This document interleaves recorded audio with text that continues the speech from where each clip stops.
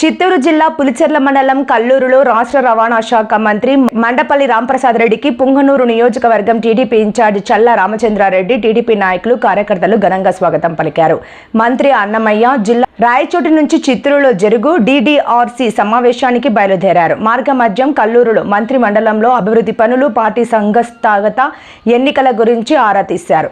ఈ కార్యక్రమంలో టీడీపీ నాయకులు కుమార్ రెడ్డి, మహేష్, సురేష్, ముద్దుస్వామి, నాయుడు, త్యాగరాజు తదితరులు పాల్గొన్నారు.